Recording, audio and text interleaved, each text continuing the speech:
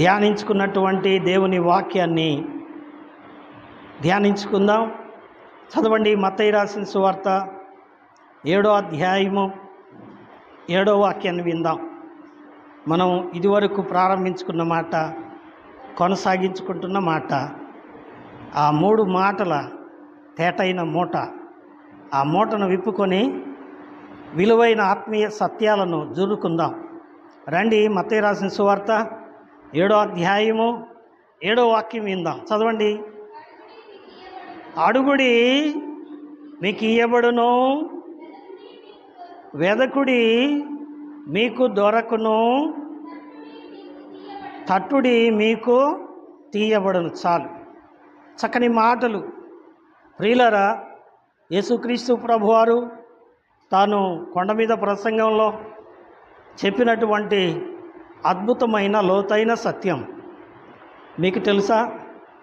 గాంధీ గారు స్వతంత్ర పోరాటం చేయడానికి యేసుక్రీస్తు ప్రభువారి కొండ మీద ప్రసంగం ఉపకరించింది అనేది గొప్ప సాక్ష్యం. మీకు తెలుసా? ఈ యొక్క యేసు ప్రభువారు కొండ మీద ప్రసంగంలో మత్తయి సువార్త 5వ అధ్యాయంలో చెప్పిన ఈ గొప్ప ధన్యతలు నెహ్రూ గారి, అనగా మన మొదటి ప్రధానమంత్రి యొక్క టేబుల్ మీద, ఆ బల్ల మీద ఎప్పుడు ఉంచుకునేవాట. తెలుసా మీకు?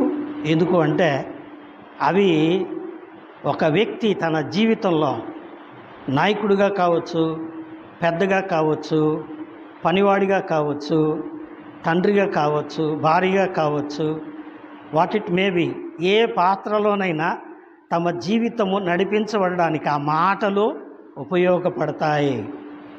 కాబట్టి అటువంటి ఉపయోగపడే అద్భుతమైన ప్రసంగం అది. ఎన్ని అధ్యాయాలు చెప్పండి? 3 అధ్యాయాల ప్రసంగం కదండి. 3 అధ్యాయాల ప్రసంగం. జనులు ఆయన యొద్దకు రాగా కొండ మీదకి ఆయన నోరు తెరిచి వారికి ఇలాగూ బోధించెను అని ప్రారంభమవుతుంది. అది ఎక్కడ ముగుస్తుంది అంటే 7వ అధ్యాయంలో ముగుస్తుంది. అనగా 5వ అధ్యాయం, 6వ అధ్యాయం, 7వ అధ్యాయము, 3 అధ్యాయాలు కూడా దేవుని బిడ్డలారా మరి యేసు ప్రభువారి యొక్క కొండ మీద ప్రసంగమే. ఆ చెప్పబడిన మాటల్లో విలువైన ఆణిముత్యాల లాంటి 3 మాటల గురించి మనం చెప్పుకుంటున్నాం. ఈ 3 మాటలు ఏంటి? మరలా చెప్పండి, మర్చిపోకూడదు. ఎందుకంటే వాక్యం చెప్తే నాకు చిన్నప్పటి నుంచి కళ. చదువుకునేటప్పుడు, ప్రత్యేకించి 8వ తరగతి చదివేటప్పుడు మా టీచర్ ఒక ఆయన వరుసగా అందరిని లేచి నిలబెట్టి అడిగాడు, మీరేం కావాలనుకుంటున్నారు అని. పిల్లల్ని అడుగుతారు స్కూల్లో చదువుకునేటప్పుడు, పిల్లల్ని టీచర్లు అడుగుతారు, ఒరే చదువు అయిపోయి పెద్దవాడు అయిన తర్వాత నువ్వేం కావాలనుకుంటున్నావురా అంటారు. ఒకడు కలెక్టర్ అంటాడు, ఒకడు ఇంజనీర్ అంటాడు కదండి, ఒకడేమో ఇంకేదో చెప్తాడు, డాక్టర్ అంటాడు. కానీ ప్రియులారా, రకరకాలుగా చెప్తున్నారు అందరూ. నాది ఎప్పుడు ఆఖరి బెంచే, చివరి ఆఖరి బెంచ్లో కూర్చునేవాడిని నేను. దాక్కోవటం నాకు అలవాటు.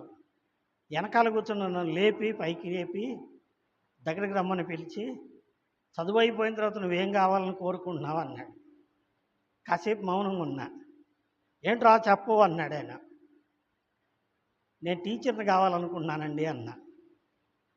ఎందుకురా ఈ బతుకు, జీతాలు లేవు మాకు, ఎవరు పిల్లలు చెప్పిన మాట వినరు, ఎంత చెప్పినా లోబడరు, నీకు ఈ బతుకు ఎందుకురా ఇష్టం అని అన్నాడు. లేదండి, నాకు బోధించుటంటే ఇష్టం అన్నా నేను.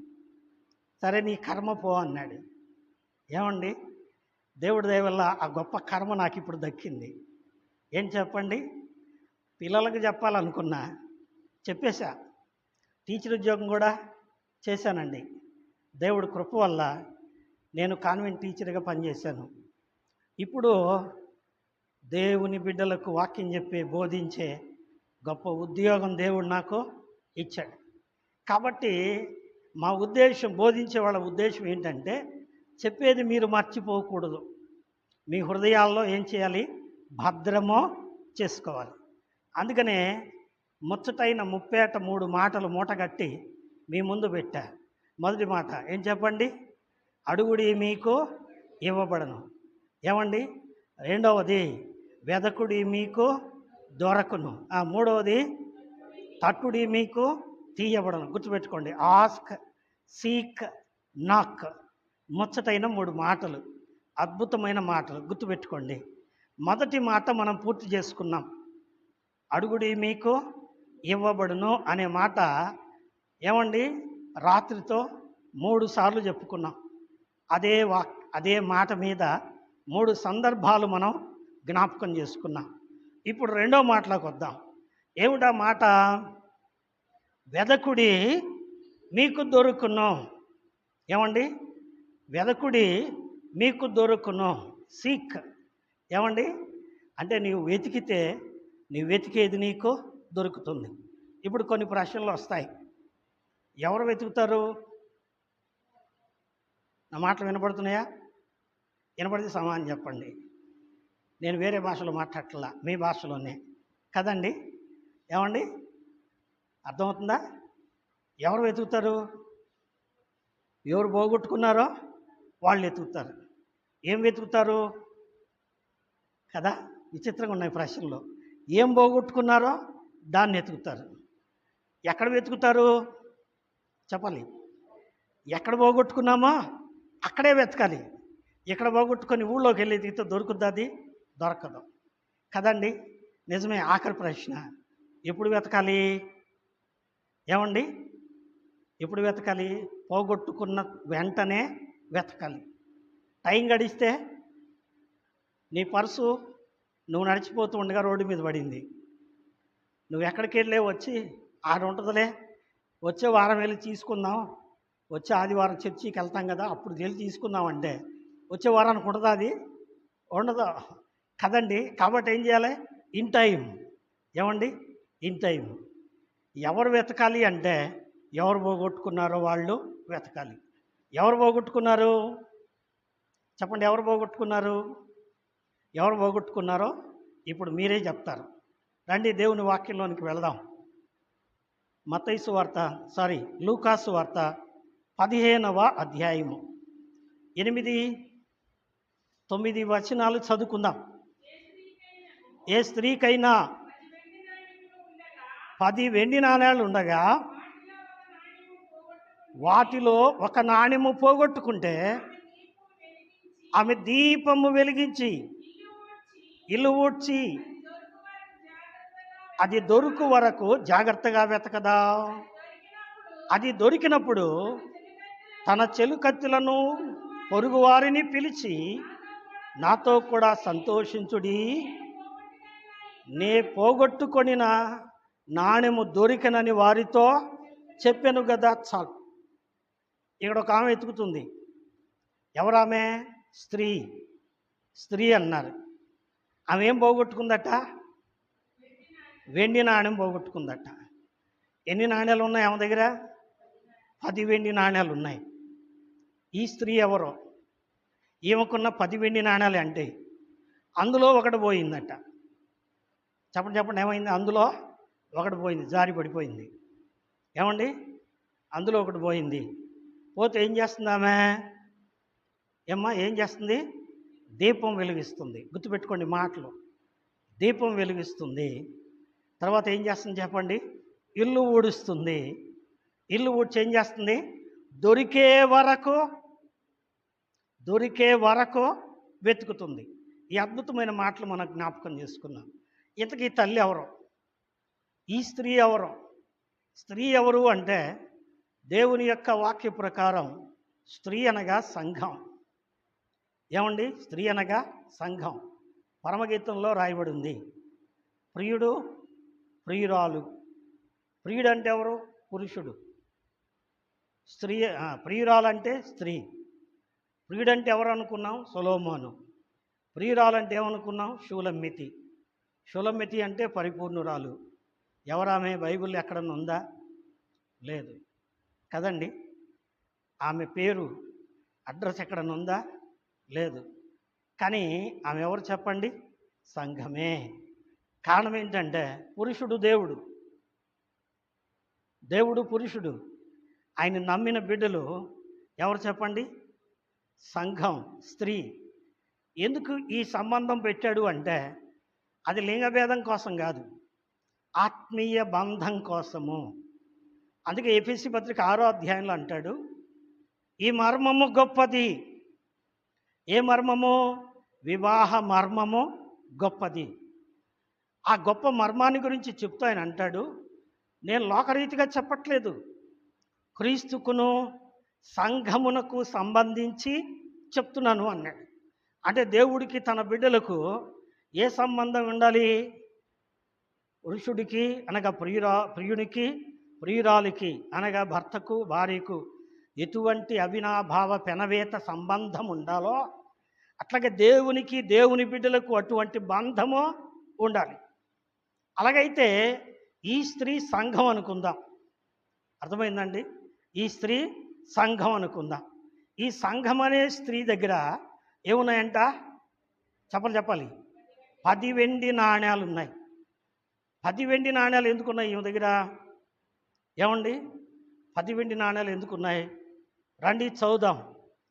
మొట్టమొదటిగా కీర్తనల గ్రంథం 45వ కీర్తన 13వ వాక్యం విందాం. కీర్తనల గ్రంథం 45వ కీర్తన అండి, 13వ వాక్యం తొందరగా. అంతఃపురములో నుండు రాజకుమార్తె కేవలము మహిమ గలది, ఆమె వస్త్రము బంగారు బుట్టా పనితో చేయబడింది, విచిత్రమైన పనిగల వస్త్రముతో ఆమె ధరించుకొని. చాలండి. ఎవరంటే ఆమె? రాజకుమార్తె. చెప్పండి, ఎవరామె? రాజకుమార్తె. ఆయన ఎవరు? రాజు. రాజకుమార్తె అంటే పెళ్లి కుమార్తె. ఈమె ఎటువంటిదట? మహిమ గలది. బాగా అర్థం చేసుకోండి, మహిమ గలది. ఇంకా ఆమె వస్త్రములట బుట్టా పని కలిగిన వస్త్రాలు ధరించుకుందట. ఆమె ధరించుకొని రాజు దగ్గరికి తీసుకురాబడుతుంది. ఏమండి? ఇంకా ఆమెకి ఏం చేసి పెట్టారు? రండి, పరమగీత గ్రంథం 1వ అధ్యాయం 10-11 వచనాలు విందాం. త్వరగా చదువమ్మా. పరమగీత గ్రంథం 1వ అధ్యాయం 10-11 వచనాలు. 10-11 వచనాలు. ఆభరణములతో నీ చెక్కిళ్లను, హారముల చేత నీ కంఠమును శోభిల్లుచున్నది, వెండి పువ్వుల బంగారు సరములు మేము నీకు చేయింతుము. ఎవరంటున్నారు ఈ మాట? ఏమండి, ఎవరు అంటున్నారు? పెద్దలు అంటున్నారు. ఎవరితో అంటున్నారు? పెళ్లి కుమార్తెతో అంటున్నారు. ఏమండి? ఆభరణములతో ఆభరణములతో నీ చెక్కిళ్ళును, అంటే చెవులకేమున్నాయి? బంగారం వస్తువులు ఉన్నాయి. తర్వాత హారములతో, హారాలంటే గొలుసులు, హారములతో నీ కంఠము శోభిల్లుచున్నది. దగదగా మెరిసిపోతుందంట పెళ్లి కూతురు. ఏమండి, మన మొక్కలు ఎట్టుంటాయి చెప్పండి? కానివ్వండి అన్న, ఇంటికాడ ఎంత పని ఉందో, వచ్చాం 1 గంట దాకా 2 గంటల దాకా పెట్టి అట్టయ్యా కానీ అయ్యా కదండి. కానీ పెళ్లి కుమార్తె ఎట్టుంది చెప్పండి? ఏమండి, దగదగ మెరిసిపోతుంది. ఏమండి, రాజకుమార్తె మహిమ గలది. ఆమె చూసిన వాళ్ళు ఏమనుకుంటున్నారు? ఆశ్చర్యపోతున్నారు. ఏమండి, ఆమెను అంటున్నారు, ఆభరణములతో నీ చెక్కిళ్ళు, హారములతో నీ కంఠములు శోభిల్లుతున్నాయి. ఏమండి, ఈ లోకంలో వేసుకునే చెవులు కమ్మలు, మెళ్ళలో గొలుసులు కాదయ్యి. ఏంటి చెప్పండి? దేవుడిచ్చిన ఆనందకరమైన ఆరాధన వరాలతో ఆమె సంతోషంగా ఉంది. ఆరాధనకు వచ్చినా కానీ మొఖాలు నల్లంగా ఉంటాయి. ఆరాధనకు వచ్చినా కానీ దిగులుగానే ఉంటుంది. ఆరాధనకు వచ్చినా కానీ ఏమన్నో ఆలోచిస్తూ ఉంటారు కదండి. ఇంతకీ ఈ సంఘం ఎవరు? నువ్వు కాదా? చెప్పండి, ఈ సంఘం ఎవరో? నువ్వు కాదా? నిజమేనండి. ఇంకో మాట కూడా చూద్దాం. కొరింథీయులకు రాసిన 2వ పత్రిక 11వ అధ్యాయము 2వ వాక్యం విందాం. కొరింథీయులకు రాసిన 2వ పత్రిక 11వ అధ్యాయము 2వ వాక్యం. దేవాశక్తితో మీ ఎడల ఆసక్తి కలిగి ఉన్నాను, ఎందుకంటే పవిత్రురాలైన కన్యకగా ఒకడే పురుషునికి అనగా క్రీస్తుకు సమర్పించవలనని మిమ్మును ప్రధానము. Praise the Lord. దేవుని నామానికి స్తోత్రం. ఎంత మంచి మాట. ఏమండి, పౌలు గారు అంటున్నాడు, నేను పవిత్రులైన కన్యకగా మిమ్మల్ని సిద్ధపరిచి ఒకడే పురుషునికి పెళ్లి కొడుక్కి, ఎవరైనా యేసై అనే పెళ్లి కొడుక్కి నిన్ను ప్రధానమో చేసి తిని. ఈమెవరు చెప్పండి? సంఘం. ఈ సంఘం మామూలు సంఘం కాదు, మహిమ కలిగిన సంఘం. ఇంకా చదవడానికి చాలా సమయం పట్టుద్ది. ఎఫెసీ పత్రిక 5:27 ప్రకారం అది కళంకమైనను, ముడతైనను, మచ్చైనను, డాగైనను అటుది మరి ఏదైనాను ఉండకూడదని వాక్యమును ఉదకతముతో దాన్ని పరిశుద్ధపరచి తన ఎదుట నిలబెట్టుకున్నాడు. ఆయన ఏం చేశాడట? మచ్చ, డాగు, ఏమండి, పాపం, శాపం, కోపం, వ్యభిచారం, దొంగతనం, చెడు పాపం ఇవన్నీ కడిగివేయటానికి తన రక్తమును ఉదకముతో కడిగి పరిశుద్ధపరిచి పరిశుద్ధులుగా చేసి తన ఎదుట నిలబెట్టుకున్నారు. ఎట్టా? మహిమగల సంఘముగా నిలబెట్టుకున్నారు. నిలబెట్టినప్పుడు ఆ నిలబెట్టిన సంఘాన్ని ఏం చేస్తారు చెప్పండి? ప్రధానము చేస్తారు. ప్రధానం ఎప్పుడన్నా చూసారా? పోనీ మీరు చేసుకున్నారా?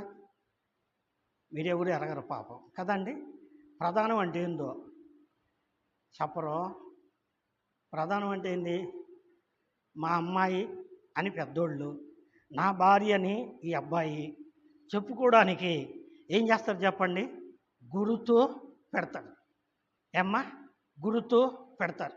నిజమే ప్రియదేవుని బిడ్డలారా, ఆనాడు ఇశ్రాయేలు జనాంగములో ఒక స్త్రీని వివాహానికి ప్రధానము చేసుకోవడానికట 10 వెండి నాణెములతో, అది ఎట్లుంటుందంటే, ఏమండి, ఇప్పుడు కాలంలో చెప్పుకోవాలంటే కాసుల పేరు అంటారు చూసారా?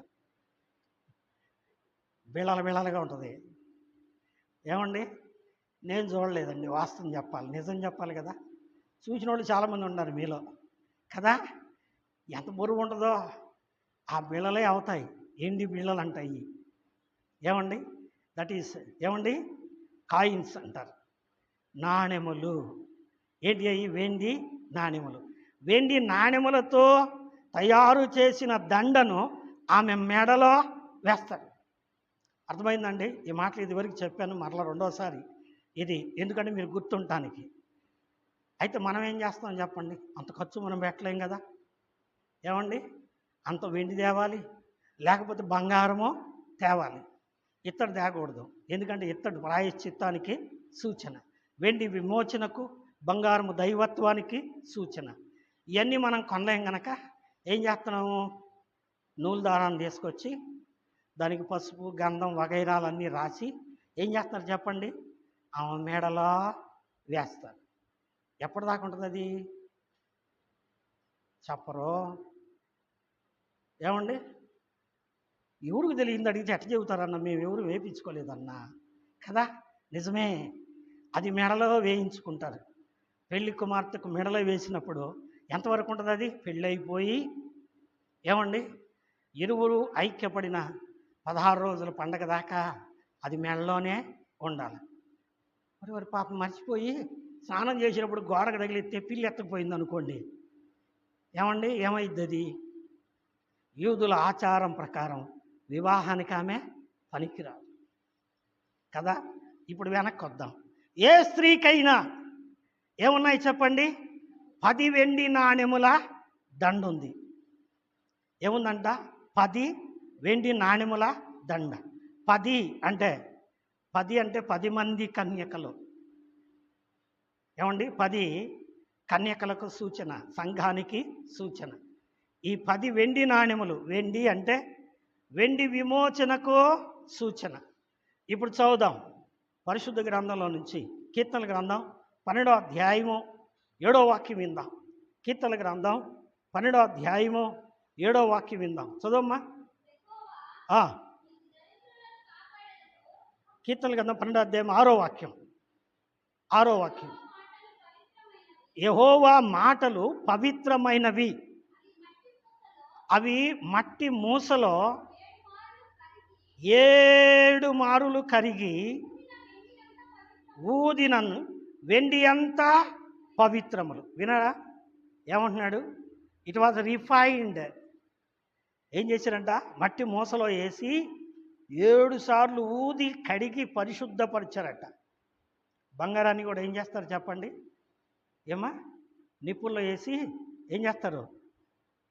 నీరు తీస్తారు. బంగారం అంటే ఆ భాష మనకు తెలిసింది. మరి వెండికి కూడా తీయాలిగా.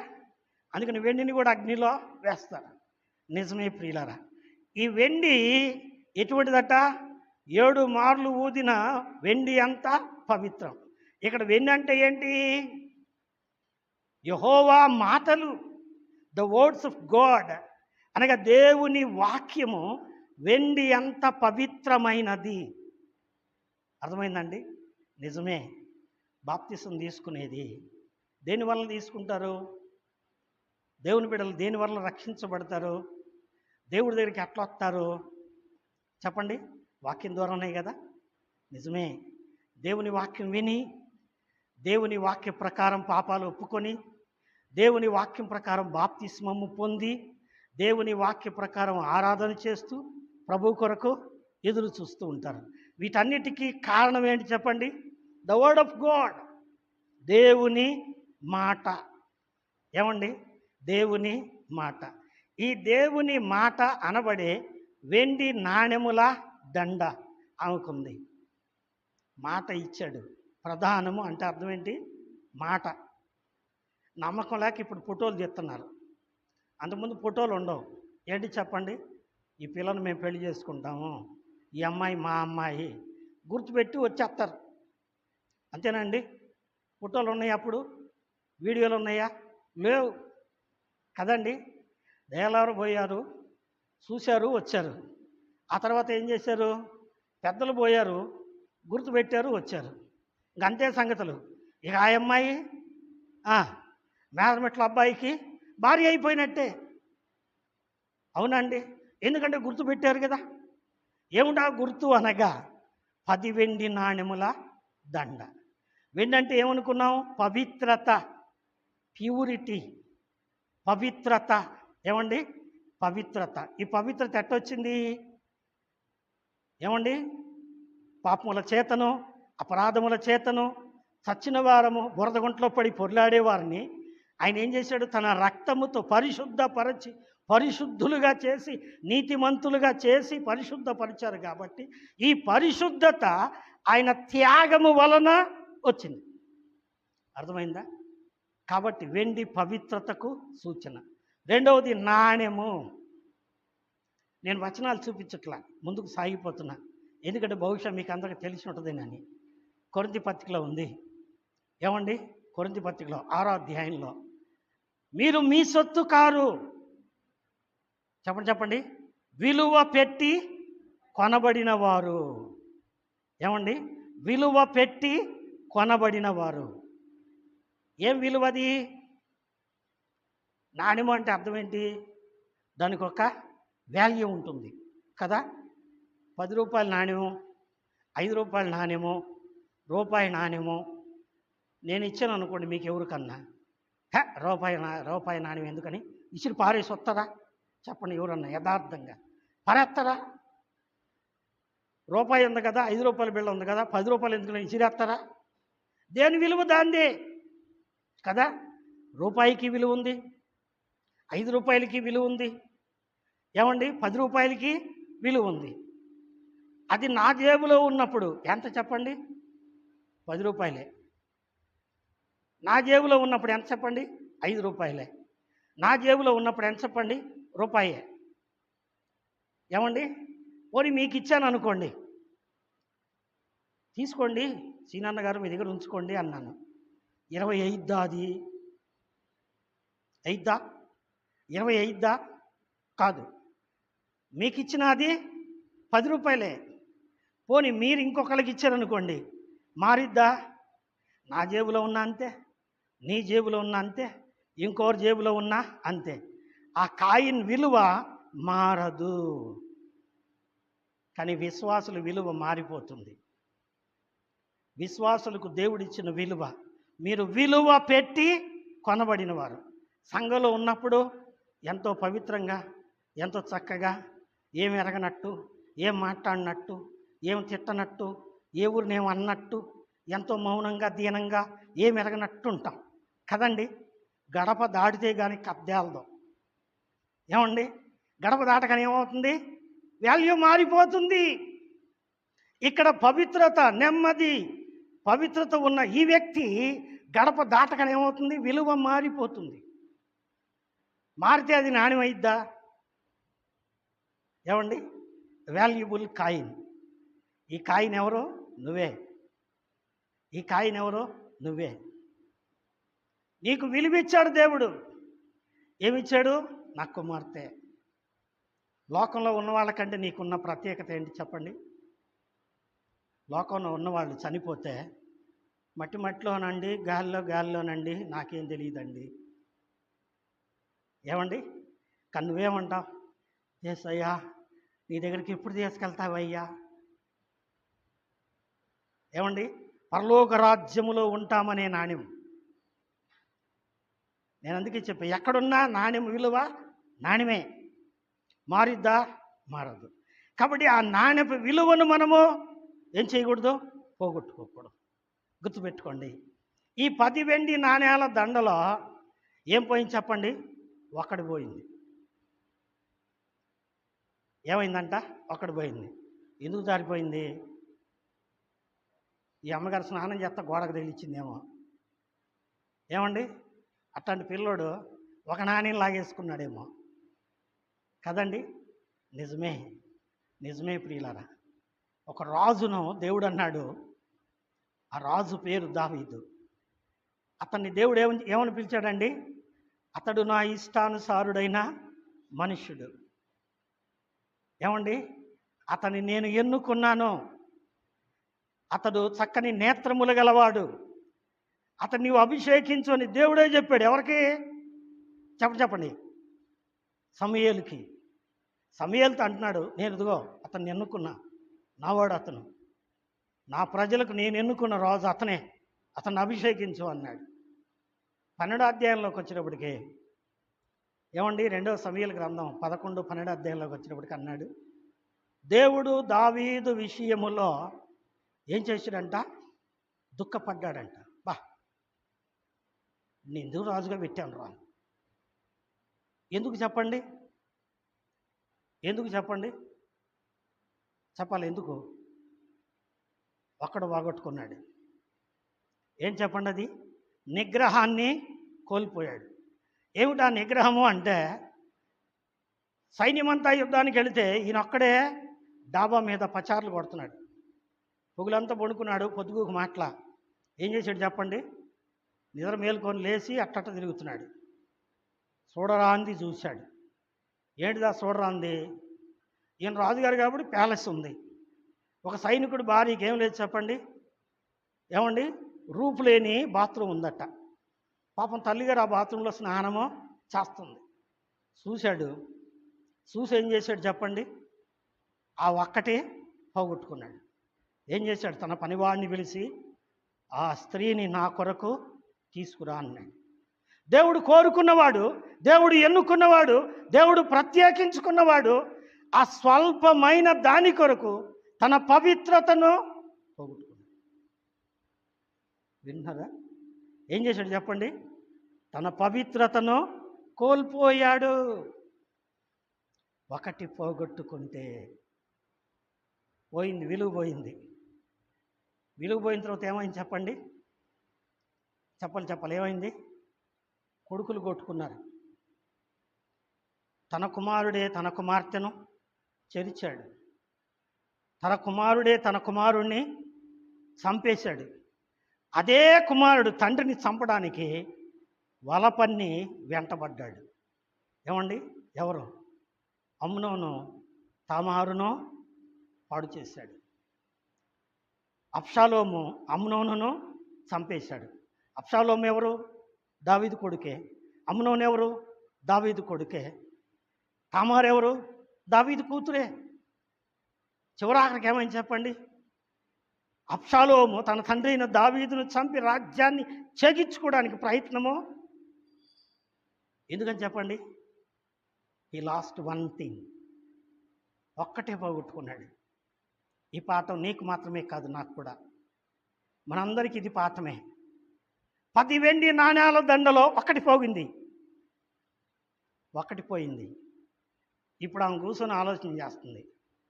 ఒకవేళ మేము ఏం ఆలోచన చేస్తూ ఉంటాం చెప్పండి?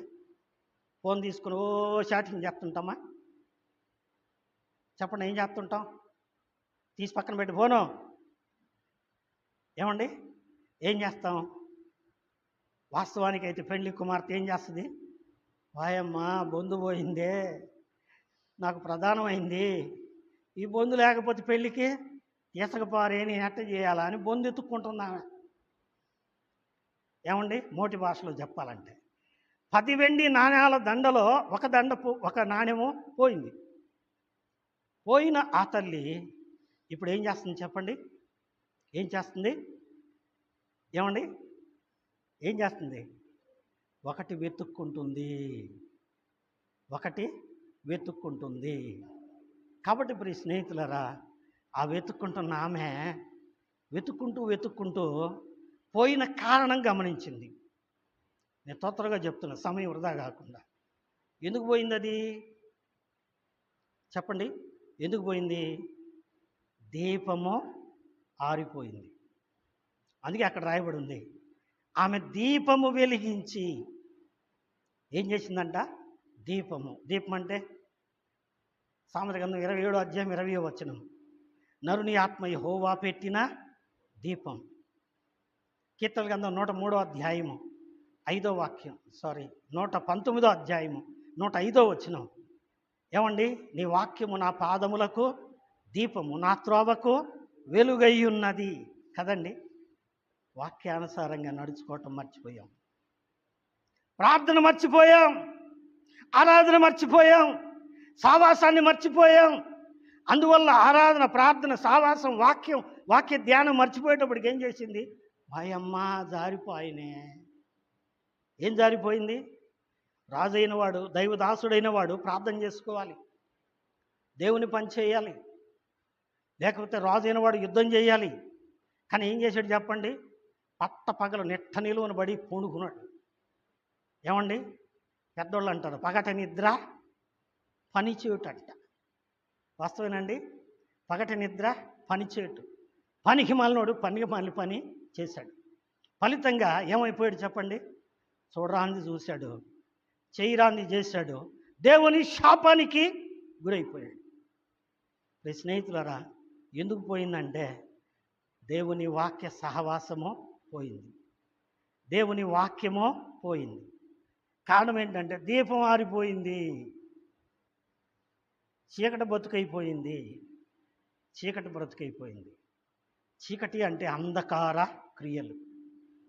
ఇవాళ చాలామందికి అంధకార క్రియలు అంటే ఇష్టమే, కానీ దేవుని వాక్యం అంటే, ప్రార్థన అంటే ఇష్టమో ఉండదు.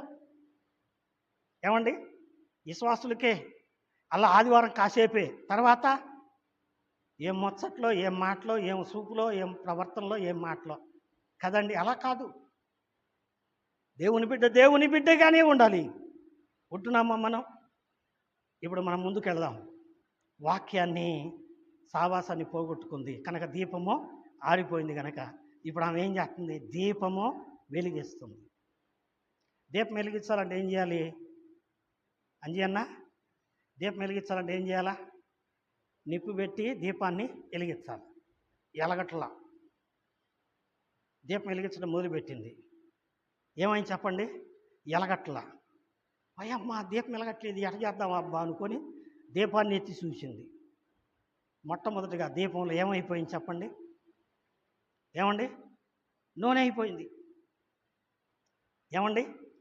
మత్తయి సువార్త 25వ అధ్యాయంలో మనం చదువుతాం, అర్ధరాత్రి వేళ ఇదిగో పెళ్లి కుమారుడు, ఆయన ఎదుర్కొన్న రండి అని ఒక పిలుపు వినబడిందట. ఏమండి? బుద్ధి గలవారు తమ దీపాలు తీసుకొని బయలుదేరారు, బుద్ధి లేని వారి దీపాలు ఆరిపోయినాయి. ఎందుకు ఆరిపోయినాయి?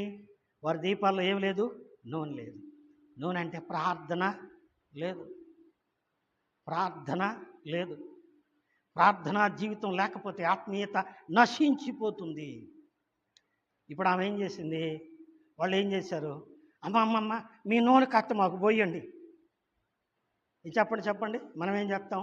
కష్టం వచ్చింది, ఇరుకు వచ్చింది, ఇబ్బంది వచ్చింది, ఏం చేస్తాం చెప్పండి? మొట్టమొదట పుట్ యువర్ ఫోన్ తీసుకొని ఏం చేస్తాం? బ్రదర్ మాకు ఇటు జరిగింది, అటు జరిగింది, ప్రార్థన చేయండి, ఉపవాస ప్రార్థన చేయండి. ఊరు చేయాలా? అంజమక్క ఊరు చేయాలా? పాస్టర్ గారు చేయాలా? ఎట చేయాలా? ఉపవాసం ఉండి బోధ తినటానికి లేదు, నిద్రపోవటానికి లేదు, ఉపవాసం ఉండి ప్రార్థన చెయ్యాల. ఎవరి కోసం? నీ కోసం. మరి నువ్వేం చేస్తా? తిని గొరగ పెడుతుంటాం కదండి. నిజమే, ఎంత మంచి వాళ్ళము కదండి. నిజమే కదండి. వాళ్ళు అంటున్నారు మీ నూనె మాకు కత్త ఇవ్వండి. వాళ్ళు అన్నారు ఇది మీకు మాకో సాలదమ్మా, వెళ్ళి కొనుక్కొచ్చుకోండి అన్నారు. ఏమండి? అందుకని ఏం చేయాలి? నూనె సిద్ధము చేసుకోవాలి. నూనె పోసుకుంది, దీపం నిండా పోసుకుంది. ఇప్పుడు దీపము వెలిగిస్తుంది. నూనె పోసాంగా, ఇప్పుడు దీపం వెలిగిస్తుంది. దీపం వెలుగుతుందా? వెలగట్లా. ఒక్కరు వెలుగుతుంది, పుట్టుకుని ఆరిపోతుంది. ఏమండి? దీపాలు మీరు చూసారు లేదు? కృష్ణవేణికి నాకు బాగా గుర్తు. మేము చిన్నప్పుడు దీపాలు తుడుచుకొని దీపాల్లో చదువుకునేవాళ్ళం. ఏమండి? కిరసనాలు ఉండాలి, ఒత్తి ఉండాలి, దీపం వెలగాలి. కిరసనాలు పోసాం, ఒత్తి బాగానే ఉంది, దీపం వెలగట్లా. ఏందబ్బా కారణం? 119వ కీర్తన చదువుకుందాం. 119వ కీర్తన 83వ వచనం. 119వ కీర్తన 83వ వాక్యం. త్వరగా. నేను పొగ తగులుచున్న సిద్ధవలెనైతిని. చాలమ్మా. సిద్ధ అంటే దీపం. దీపం ఏమైపోయింది? పొగ సూరిపోయింది. పొగ సూరిపోయింది అంటే అర్థం ఏంటి? ఒత్తిని ఏం చేయాలి? సెర్చ్ చేయాలి.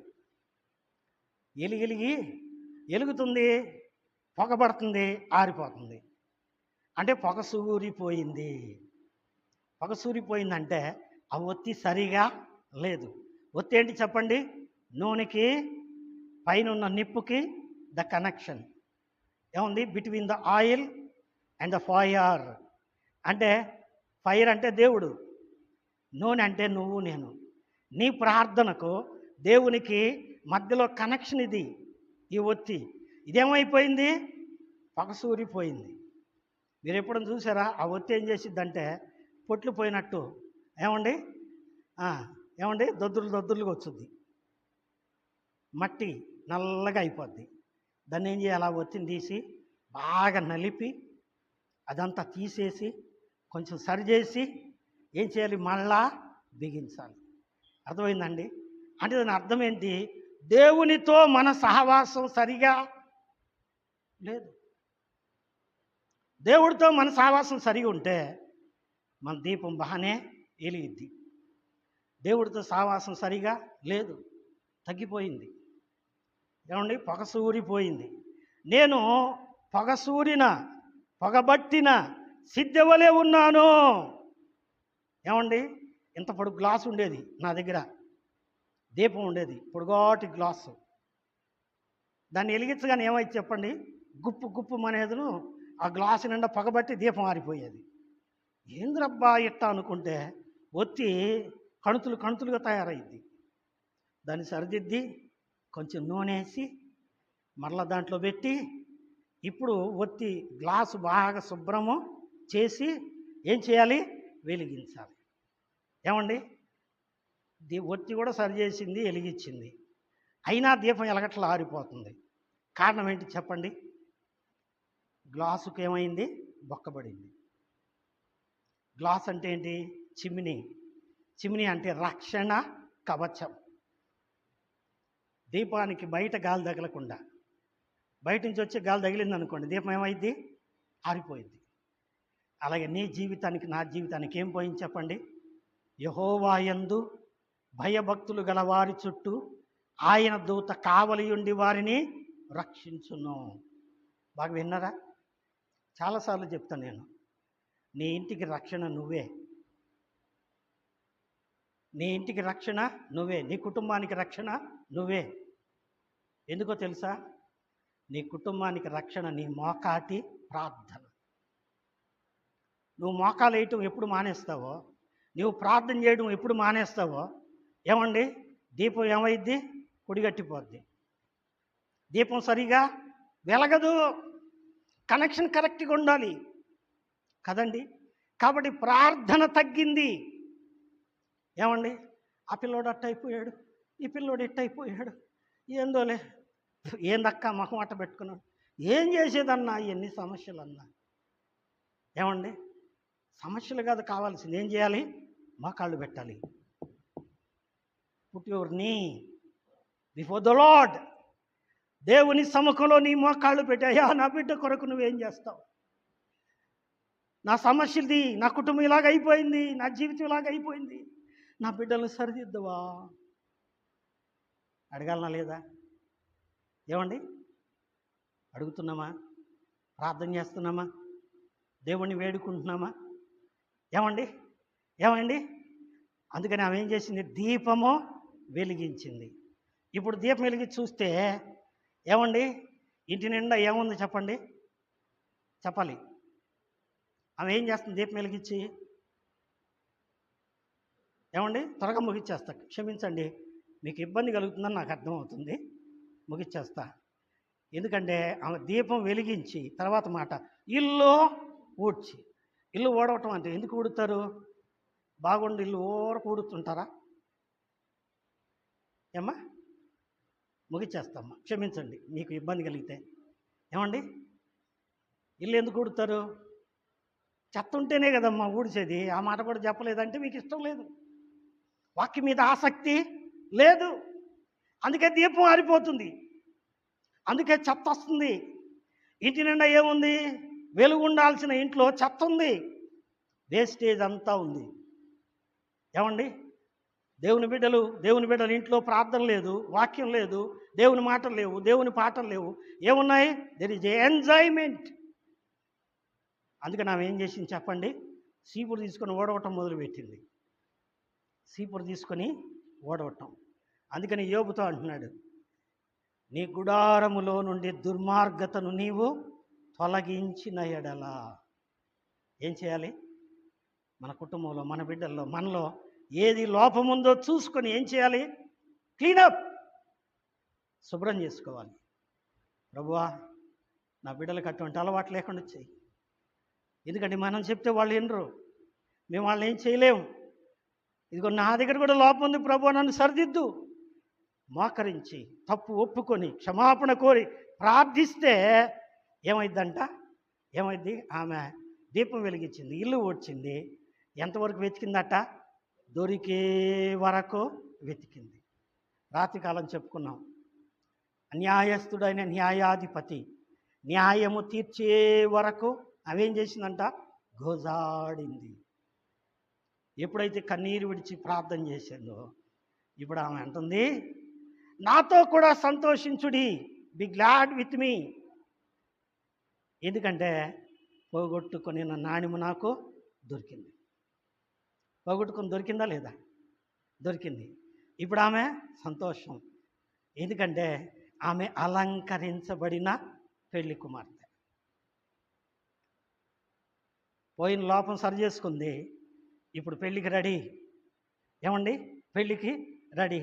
యేసయ్యా నా యేసయ్యా, ఎప్పుడయ్యా నీ రాకడా, యేసయ్యా నిన్ను చూడ ఆసయ్యా, యేసయ్యా నిన్ను చూడ ఆసయ్యా, రావయ్యా యేసయ్యా దయమునా,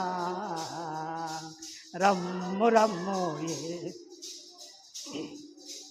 రమ్ము రమ్ము యేసునాథ, వేగమిరా రమ్ము. ఆమేన్ ఆమేన్ హల్లెలూయా. Praise the Lord. కనుక ప్రియులారా, ప్రకటన గ్రంథం 22వ అధ్యాయంలో ఉంది, ఆత్మయు పెండ్లి కుమార్తెయు చెప్తున్నారట. ఏమని? ప్రభు అయిన యేసు రావయ్యా. ఏమండి, పెళ్లి కుమార్తె చెప్తుంది, మరి నువ్వు చెప్తావా? యేసయ్య ఈ రాత్రి వస్తే, పోనీ యేసయ్య ఇప్పుడు వస్తే ఎందుకు వస్తాడు ఆయన? ఏమండి, మనల్ని పరలోకానికి తీసుకెళ్ళడానికి వస్తే నువ్వు ఎట్టున్నావు? అయ్యయ్యో ఒక నాణ్యం పోయింది, ఎత్తుక్కుంటాను, కాసేపు ఆగయ్యా అంటే ఊరుకుంటాడా? చెప్పరు, ఊరుకోడు. There is no time. ఎప్పుడైతే పెళ్లి వాహనం ఏంటది, పెళ్లి కారు వచ్చిందంటే ఎక్కాలి అంతే. మన పెళ్లి కారు ఏం చెప్పండి? మేఘవాహనం. మేఘవాహనం ఎక్కాలంటే, మామూలు కార్లు ఎక్కాలంటే మంచి డ్రెస్సులు వేసుకొని, చెట్టు పూసుకొని, పెయింట్లు వేసుకొని, ఎన్ని వేసుకున్నా పర్వాలే. మేఘవాహనం ఎక్కాలంటే ఎట్లా ఉండాలి? మనం తేలిగ్గా ఉండాలా. అంటే మనము ఆత్మస్వరూపులుగా ఉండాలి, ఆత్మీయంగా ఉండాలి, పరిశుద్ధంగా ఉండాలి. కాబట్టి ప్రభు అయిన యేసు క్రీస్తు మేఘ వాహనం వచ్చిందంటే నువ్వు సిద్ధంగా ఉన్నావా? Are you ready? నువ్వు సిద్ధంగా ఉన్నావా? ఏమండి, అందుకే ప్రభు అంటున్నాడు, వెదకుడి. ఏం చెప్పండి మన వాక్యం? వెదకుడి మీకు దొరుకును. ఎందుకంటే నీ విలువను పోగొట్టుకుంటున్నావేమో, నీ పవిత్రతను పోగొట్టుకుంటున్నావేమో, నీకు ఇచ్చిన ఉన్నతమైన స్థానాన్ని పోగొట్టుకుంటున్నావేమో, నీ పెళ్లి కుమార్తె ఆ పరలోకపు పెళ్లి రాజ్యాన్ని పోగొట్టుకుంటున్నావు. జాగ్రత్త. ఏం పోగొట్టుకున్నావు? ఎక్కడ పోగొట్టుకున్నావు? ఎప్పుడు పోగొట్టుకున్నావు? వెతుక్కో, సిద్ధపడు, జాగ్రత్త పడు. ఎందుకంటే దెర్ ఇస్ నో టైం. ఆయన ఎప్పుడు వస్తాడో తెలియదు. ఆయన వచ్చినప్పుడు నువ్వు సిద్ధంగా ఉంటే సరే, సిద్ధంగా లేకపోతే లోతు భార్యను జ్ఞాపకము చేసుకున్నాడు. లోతు భార్య ఏమైంది చెప్పండి? ఉప్పు స్తంభం అయిపోయింది. కాబట్టి మన జీవితాలు అలాగ ఉండకూడదు కదండి. అందుకనే రెండో మాట, చక్కని మాట కదా ఈ ఒక్క మాటలో. ఏమండి, ఎంత పదార్థం ఉందో కదా. నిజమే. అడుగుడి మీకు ఇయ్యబడును, ఆస్క్. వెదకుడి మీకు దొరుకును, సీక్. తట్టుడి మీకు తెరవబడును, నాక్. ఈ మూడో మాట ప్రభు ఆశిస్తే మరోసారి చెప్పుకుందాం. కాబట్టి ఈ పూట మనం ఎక్కడ పడిపోయామో, ఎక్కడ పాడైపోయామో, ఎక్కడ లోపమా పడ్డామో, ఎందుకని మన పరిస్థితి ఇలాగ అయిపోయిందో సరిదిద్దుకుందాం, సరిచేసుకుందాం. కాబట్టి ప్రతి మనుషుడు తన్ను తాను పరీక్షించుకునవలెను. అలాగూ చేసి ఆ రొట్టెను తిని ఆ పాత్రలోనిది త్రాగవలను. కాబట్టి మళ్ళీ మనం పరిశీలించుకుందాం, పరీక్షించుకుందాం, సరిదిద్దుకుందాం. దేవుని ఎదుట మనల్ని మనం సరిచూసుకుందాం. దేవుడు తన మాటలను మన కొరకై ఆశీర్వదించునుగాక. ఆమేన్.